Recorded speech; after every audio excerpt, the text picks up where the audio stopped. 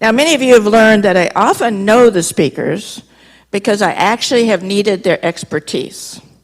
And that is the case today for Dr. Clyde Ishii, a highly accomplished plastic surgeon. In this case, like everybody in my family, my eyelids kept drooping until it interfered with my vision, and particularly at night. I couldn't see that well. And he did a beautiful job in fixing that problem for me. So I refer to him as Dr. Light because he helped me see the light and many others. So indeed it is a pleasure. He's going to talk about a life plan today. So please welcome Clyde. Thank you. Thanks, Eugene. Aloha, everyone, and welcome to the Dr. Rosita Leong Mini Medical School on Healthy Aging. I'm Clyde Ishii, and I'm a plastic surgeon practicing in Honolulu. And this morning, we're going to do cosmetic surgery on one of you. No, I'm just joking. What we're going to do is I'm going to talk about one of my passions, which is, I call it a life plan for looking and feeling your very best. I'm very honored to lead off the spring series for you. And as you can see, it plays right into the theme of the series. Before I get started, I wanted to take the opportunity to thank our fearless leader, Dr. Virginia Hinshaw, for her vision, but also she has amazing organizational abilities, and it really made everything so much easier for us. Now, what if you had the power to live life to the fullest by looking and feeling your best every day? Now, for many of you, when you hear this, you might say, that's a pipe dream. But in reality, we all have that power, but most of us never take advantage of it. Over the next 30 minutes or so, I'd like to share some thoughts on this topic, and I hope you'll leave with something that you can take home. Now, many of you might say, well, it's too late for me. It might apply to my children or my grandchildren.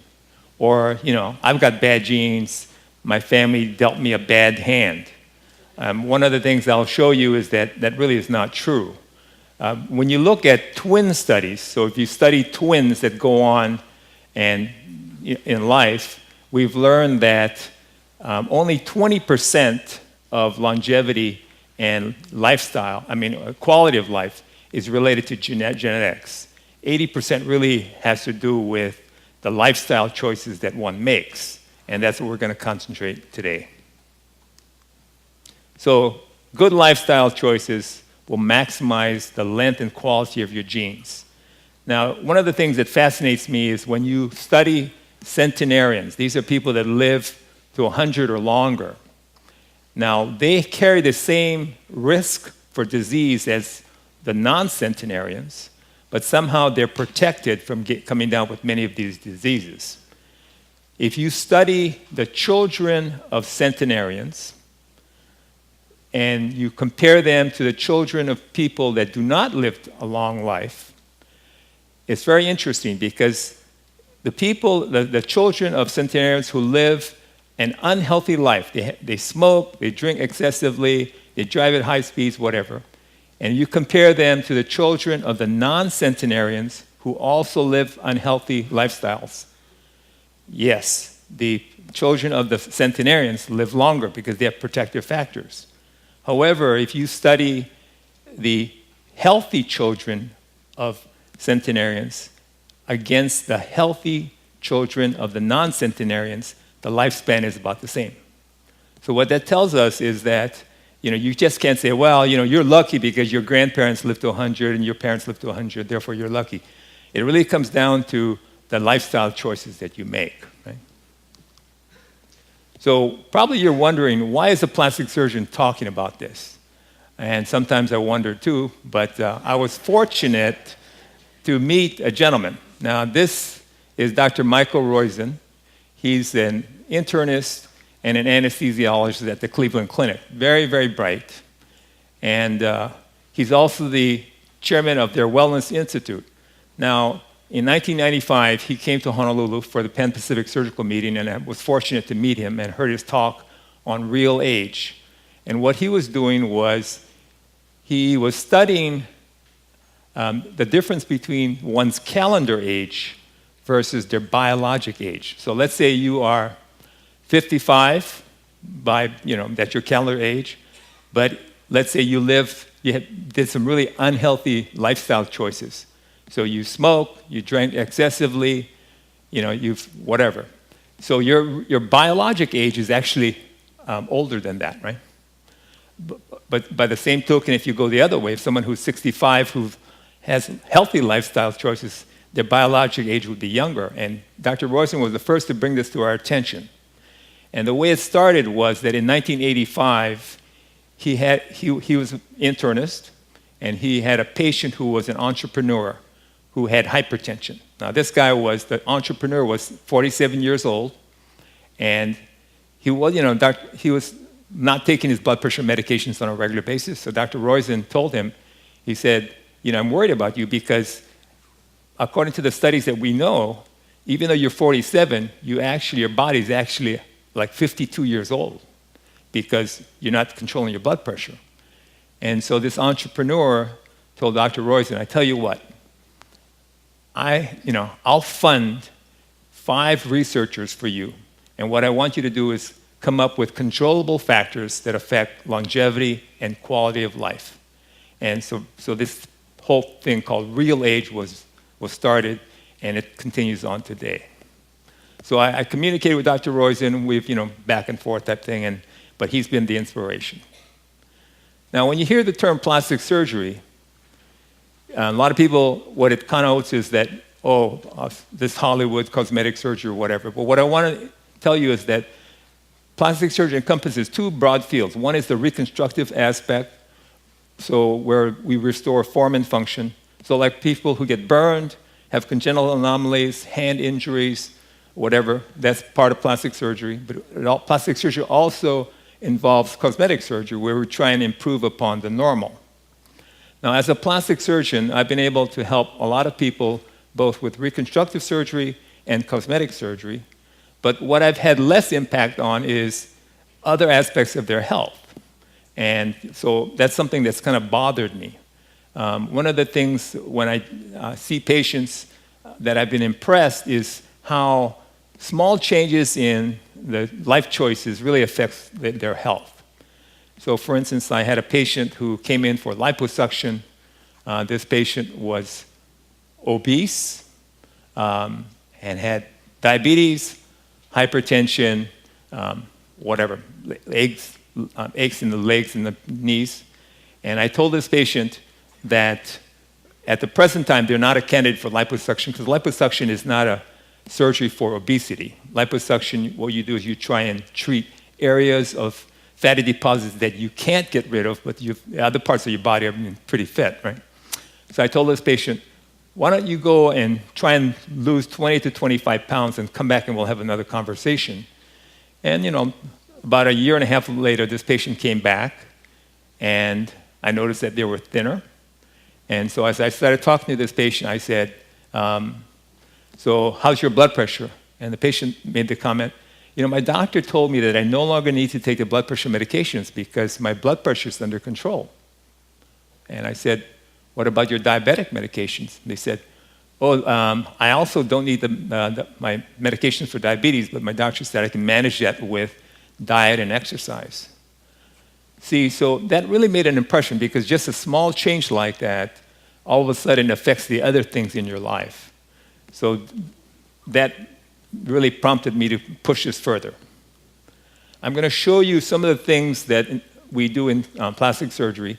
So this is a gentleman who came in, has both functional and cosmetic problems. The upper eyelid, he's actually having difficulty with vision. The lower eyelid, he has the so-called bags, and this is something that we do. Or somebody like this lady didn't even know that she had difficulty seeing. She actually came in for cosmetic surgery, and I said to her, do you have trouble driving at night? And she says, how did you know? And I said, because your lids are really low, and you can't gather enough light at nighttime. Or this gentleman, he looks like, on the left, he looks like he's been through the ringer, right? So we did some reconstructive surgery on the upper eyelids and cosmetic surgery on the lower lids. And this is a lady who underwent a mastectomy for breast cancer. When that happens, you just imagine these women, they're fighting the breast cancer, but it's also they're fighting their self-image. So by reconstructing their breasts and restoring their self-image, it really is a positive for them. So here she is, the first stage where we reconstruct the breast mound. Then we come in and reconstruct the nipple and areola. And the goal is to get them to the point where when they get out of the shower, they don't even think that they've been a victim of breast cancer. They just get on with their life and move on. Or we take care of patients who've had Mohs surgery for treatment of skin cancers. And as you can see, that's quite a big defect, but we can reconstruct that using the techniques that we know how to do. And then some patients come in purely for cosmetic surgery, where they've, gone through, they've lived life to the fullest at the beach, and then we come in, we do the cosmetic surgery portion. This is this lady's a very cute story. We did the cosmetic surgery on her, and this lady's, in her mid-70s, right? So she said after the cosmetic surgery, she went to the gym. She signed up for this personal trainer, and she was waiting and waiting and waiting and waiting, and no one came for an hour. And she was getting a little bit upset, and finally someone came over and said, "Are you so-and-so?" And she said, "Yes." And he said, "Oh, I'm so sorry, because it said on your thing that you're like 75. And she obviously doesn't look 75. And so here she went from being kind of upset to being very happy. Okay, so the goal is, we can't stop aging, but we can try and slow it down or reverse the pace, we call it, okay? But you just don't want to live longer. You want to have the quality of life. So in the US, in 2018, the life expectancy for men is 75 years, and for women, it's 80 years, right? In Hawaii, we enjoy the longest life expectancy of any state, right? Where it's 81.3 years. But we still have work to do in Hawaii, because even though the longevity is great, the quality of life towards the end of that life is not as good. So if you look at the last decade, for instance, yes, you're alive, but then there's a lot of frailty, disabilities, whatever. So if you look at healthy longevity, Minnesota actually ranks above us, because they don't live as long as those in Hawaii, but if you look at the last decade of life, they're pretty healthy. In other words, they live life to the fullest with gusto until the very end, and that's the goal. So these are some of the leading causes of death, and as you're looking down this list, what I want you to start thinking is, how can we affect some of these diseases and processes so that we can live longer with a good quality of life? And I'm going to walk you through some of this. So Dr. Roizen stated that we have to stop thinking of health as prevention of disease, but rather as prevention of aging. So we have to understand the aging process. Now, what I'm going to tell you over the next couple of minutes is not something that we just, thought of and I thought it was cute. These are based on scientific studies. So Dr. Roizen, his medical team, they've literally poured over 25,000 scientific studies, right? There's a Harvard study of adult development where they studied 268 college students at Harvard and then followed them over a 60 to 80 year period. And what they're studying is, okay, they do yearly interviews and they say, how's your life going? What are are you smoking? Are you in a happy marriage? And they compile all the data. There's a nurses' health study where they studied over 121,000 nurses over 40 years with similar things in mind. And then finally there's that Stanford Longevity Project, which is an ongoing study on longevity and healthy aging. And so what I'm going to share with you today is some of the pearls that come out of these studies. So we need to understand what causes aging. The first thing is aging of the arteries, right? Now, there's a process called atherosclerosis, and what it involves is plugging of the arteries by plaque. When the arteries get plugged, there's less delivery of oxygen and nutrients to vital organs, including your brain. So you get things like coronary artery disease, arrhythmias, strokes, memory loss, and even impotence, right? Right now, 40% of us are at risk for dying of heart disease. That's the problem that we have in this country. These are some of the contributors to atherosclerosis. Some of them are pretty obvious to most of you, like high blood pressure, high blood sugar, cigarettes. But then people are like, wait a second, what does periodontal disease have to do with atherosclerosis? And what people have found is that when you have periodontal disease, what happens is you get inflammation of the arteries leading to plaque. So it's very important that you have good oral hygiene and flossing. Sexually transmitted diseases. What about stress and anger? How does that affect or cause atherosclerosis? When you're under stress or you have anger, what happens is your blood pressure goes up, blood sugar goes up, affects the atherosclerosis. And certainly the saturated and trans fats will affect that as well, because they all cause inflammation of the lining of the arteries. Okay, so another cause of aging is aging of the immune system. Smoking affects the immune system. Now the second one, take a look at this, is what they call unhealthy social network. So if you are living a life, but you're relatively lonely, you don't have a network of friends or family, your immune system is depressed. And there are a lot of studies to show this. Sun directly affects your skin, breaks down the DNA, but also affects the immune system. And again, stress, as I'll go through. Smoking is the bad actor. We all know smoking is a bad actor. But you should know that besides affecting the heart and the lungs, smoking, secondhand smoke. One of the facts that I came across when I was preparing this talk is when you talk about secondhand smoke, if you're in a room, let's say how many of you like to go to Las Vegas? Okay, good. You can raise your hand, okay. Anyway, it's always amazing when you go into one of those casinos, a lot of smoke, right? People are puffing away. Well, if you're in a smoke-filled room for an hour, that's an equivalent of smoking 4 cigarettes. You just got to know that. Now, a lot of people say, well, I don't smoke cigarettes, but I smoke cigars. Secondhand smoke from cigars is actually more toxic than cigarette smoke. And then what about smokeless tobacco? Smokeless tobacco is a cause of oral and throat cancers, but it also, if you study the levels of nicotine in the blood of people who use smokeless tobacco, the level of nicotine is actually higher, so it's much more addictive than cigarettes or cigars. What about accidents?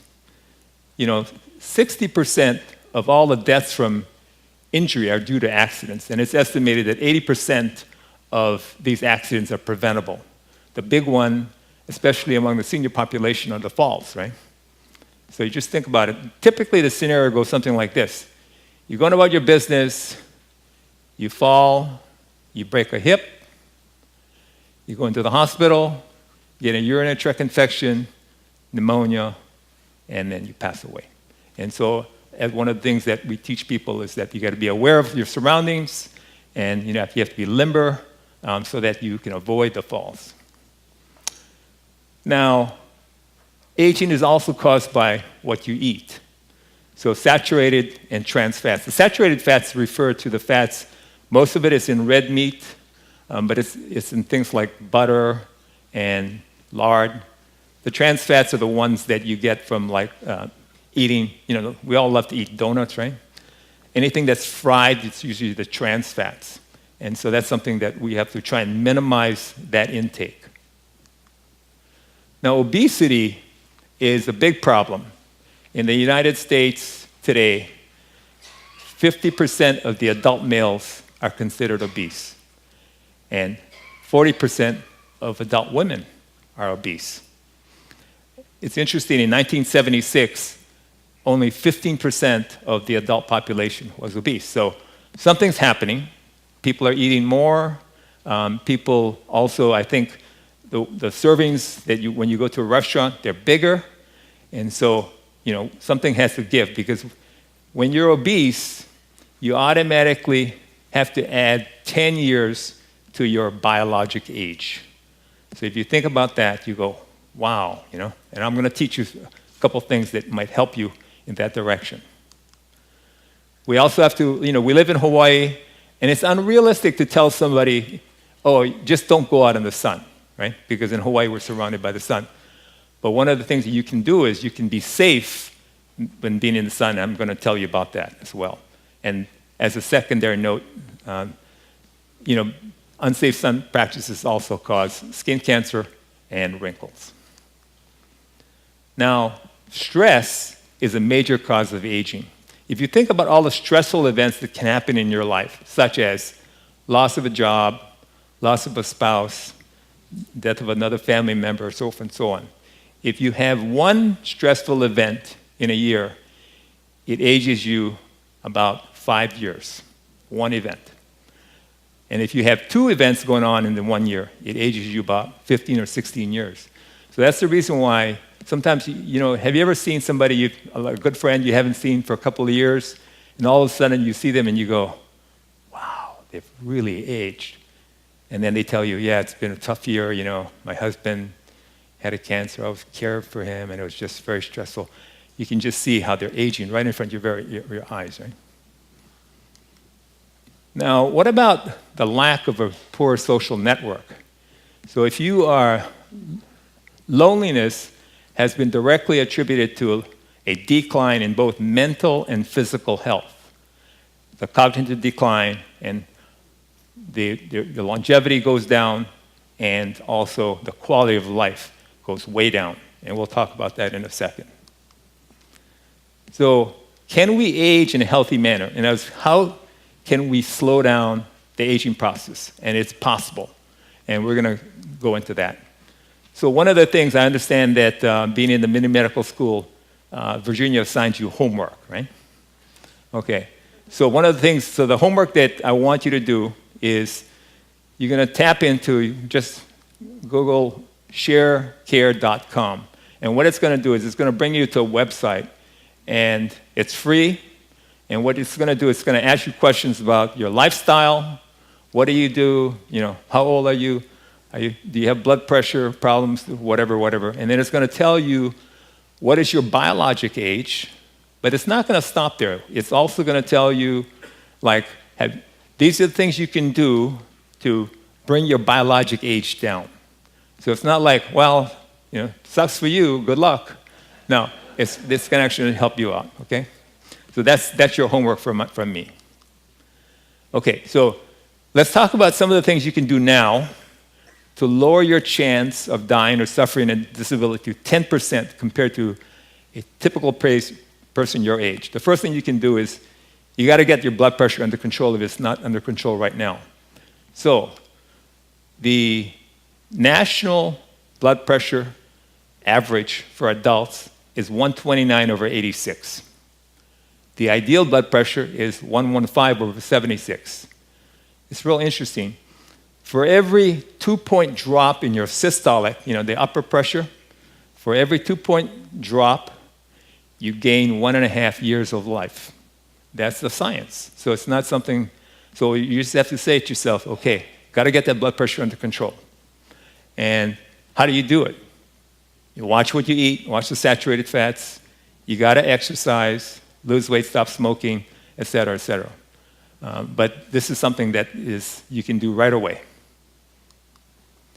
You got to avoid cigarette smokes. A cigarette is just very lethal in many different ways, but this is something that if you're a cigarette smoker, you automatically got to add 8 years to your life, biological age. Now people go, what about if I quit smoking? If you quit, you get 7 years back. So that's the incentive for you, right? You also got to get down to a healthy weight. Now, telling somebody you got to lose weight sounds easy, but it is hard. But it basically involves both combination of what you eat, how much you eat, and exercise. It's difficult to just tell somebody to just lose weight, because what happens is if you just diet, what happens, your body stops burning calories. So when you go into this pseudo-starvation mode, you think you're doing yourself, you're going to lose a lot of weight, but then your body says, no, let's stop burning the calories, because it's all about survival. So when you exercise, it gives your body permission to burn calories. So you got to do both, right? So I love this picture. There's a very famous physician his name was Sir William Osler. And what he said was, you have to walk your dog every day, even if you don't have a dog, okay? And so by exercising, you're doing a world of good for your body. The way it works is when you exercise, you're going to have less fractures, bone injuries. Your blood pressure is going to come down. You're going to lose weight. Your blood sugar is going to come down. You're going to sleep better. I mean, it just kind of goes on and on and on. So it's like, what's the downside? Well, if you exercise, exercise 30 minutes a day, you get 8 years back on your life. So that's the positive that you can do. We also have to eat smart. So it's a combination of watch what you eat and how much you eat. I have a good friend who's a chef. And one time he came over to our house for dinner. And at the end of the dinner, we said, would you care for dessert? He said, no. And we're washing dishes. He said, would you mind if I just have a little ice cream?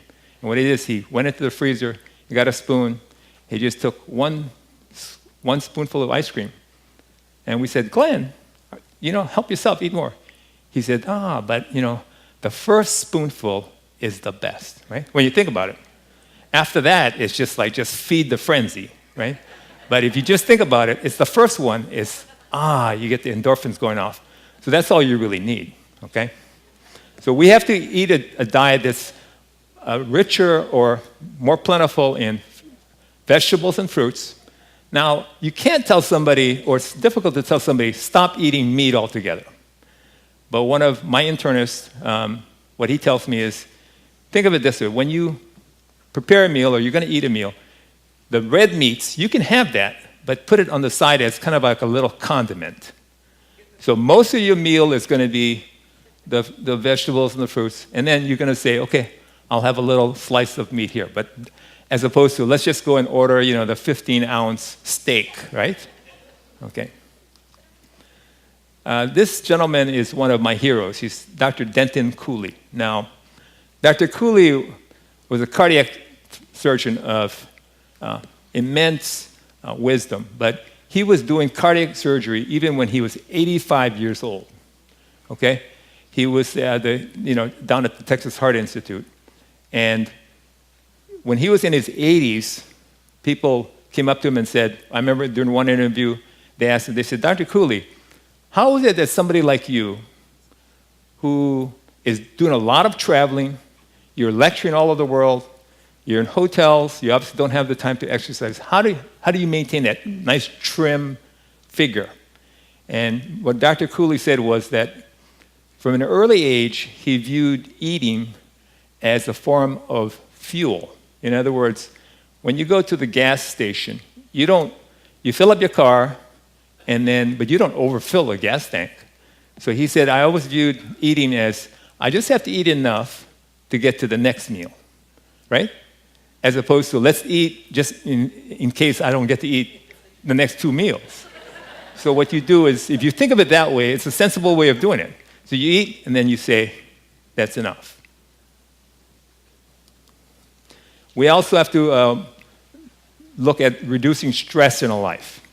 So what you do is you identify the stressful factors and try and figure out ways to mediate those things. It might be that you surround yourself by friends to discuss issues. It might be meditation, exercise, yoga, But whatever works for you, you got to figure out how to manage the stress so that it doesn't consume your life. We have to maintain a healthy immune system. Again, we talk about being safe in the sun. You got to do good oral hygiene, right? And then you have to surround yourself with a healthy social network. All of that goes into helping your immune system. We also have to try and prevent accidents from happening. So how do you do that? You got to be aware of your surroundings. You know, we're going down the path, talking to friends, yakking, whatever, and then there's a curve there. You trip. So you have to say to yourself, okay, we can do this, but I'm not in familiar surroundings. Pay attention to what's happening. The other thing you can't do is you can't engage in dangerous activities. So like texting while you're driving, who would have thought that would have been a problem, right? And then what about alcohol? Now, drinking in moderation is okay. So if you want to have 1 or 2 glasses of wine a night, that's okay. But if you look at heavy drinking, if you study heavy drinking in non-smokers and compare that to heavy smoking in social drinkers, the bad effects are about the same. So you can't say, well, I don't smoke, but I'm going to just consume alcohol to the wazoo. You can't do that. It's got to be everything in moderation. And then, we come to the brain. We got to take care of our brains, right? Because what you don't want to do is be a healthy physical specimen, but then your brain's shot. You can't do that. So there are a lot of things that you can do to preserve the brain health. One is you hear about the diet rich in omega-3 fatty acids, the fish and all that kind of stuff. You got to maintain your blood pressure because high blood pressure, bad for the brain, right? You have to eat a diet low in trans fats and saturated fats. You got to engage. You can't smoke. You can't be doing the heavy drinking. You have to try and engage your brain in activities. And one of the best activities is doing things like telling a joke or a story. So when you talk to your friends on the phone, rather than saying, hi, how you doing? Yeah, fine. Yeah, the weather's cold. Yeah, bye. It's like when you engage in telling a story, it forces your brain to work. So it's like, you wouldn't believe what happened yesterday. Blah, blah, blah, blah, blah, So telling a story or a joke is great because you have to, have the neurons up there firing, right? Okay?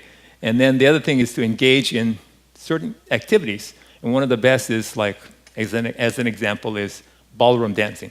Because when you think about it, ballroom dancing is not easy. I took ballroom dancing with my wife, and as I'm trying to lead her, my wife says, come on. And I said, this is hard.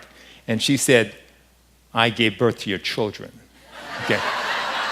They always pull that one, right? Because as soon as they give that one, what can I say? You're right. But ballroom dancing, what it does is it forces you to be thinking because you got to think, okay, this is the next step. You got to be in sequence, and you got to think, what do I do next, right? So I don't fall over. We have to be safe in the sun. So these are some of the take-home things. You got to use a broad spectrum sunscreen. I'll go through that with you. You got to apply 30 minutes before going outside if you're using a chemical sunscreen, right? So it always amazes me when let's say I show up at a tennis court and I see the person get up there, they pull out their tennis racket, they get the sunscreen set, lathering it on. I'm looking at them like, hello, because a chemical sunscreen takes about 20 to 30 minutes to kick in. So which means you should have applied that sunscreen at home before you left the house. Now, for a physical barrier, it's different, right? It acts instantly. But so think about that, especially with children. When you're taking your grandchild down to the beach, the sunscreen's got to go on at home, not when you get down to the beach, okay? You have to reapply if you're in a vigorous activity. And what about, you see that sunscreen in the back of your trunk, and you pull it out? It's probably old. And it loses its efficacy after about 3 years. So you got to make sure it's good sunscreen. And then in Hawaii, the sunscreens containing oxybenzone and are going to be illegal after 21 because they found that it probably is harmful to our reefs. Now, people always come up to me and says, what sunscreen to use? I don't know. I go to a CVS, Pharmacy, Walmart. I can't figure out what to use. And I tell them, everybody should have 2 sunscreens, like their favorite, teddy bear, okay? One of them should be for daily use, not oily, not greasy, and something for most people. If you are light-skinned, probably you should use a sunscreen of about SPF 30. For darker complected people, Asians, SPF 15 is fine for regular daily use. And then you should have a second sunscreen for industrial use if you're going to be doing heavy gardening, surfing, golfing, swimming. And that's the one that's a little bit more resistant to rubbing off. So everybody, you got to find 2 sunscreens that you love, and that's all you need. And if you can't figure out what to get, I always tell patients, try and find one that's a physical barrier that contains either micronized zinc oxide or titanium dioxide. Now, why do I say that? If you get those 2, you automatically are broad spectrum.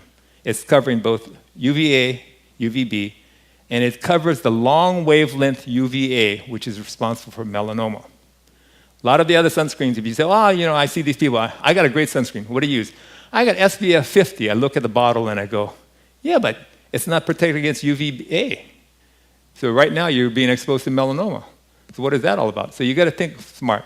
And the physical sunscreens that contain the micronized zinc oxide or the titanium dioxide, they're good because they act instantly. So if you forget to put it on until you get down to the tennis court, the moment you put it on, it's working, right? We also have to have what we call this restorative sleep. We need about 7 to 8 hours of sleep a night. And we also need at least 2.5 hours of uninterrupted sleep in a series. So you can't say, I slept 1 hour, got up, slept 1 hour, got up. That doesn't work. For it to be restorative, you need at least 2.5 hours in a row. It's interesting that if you don't get the sleep, during the day, certain toxic things build up in our brain. There's a substance called amyloid that builds up in the brain during the day. When you sleep, it tends to go away. If you don't sleep, it builds up, and that's been one of the causes for dementia, right, and Alzheimer's. You also have to have what is called a healthy social network. Okay, so the healthy social network will really boost your immune system. If you look at the centenarians around the world, one of the things that they often have in common is they get together and walk in the neighborhood. They're yakking it up with their neighbors, talking, whatever, engaging, okay?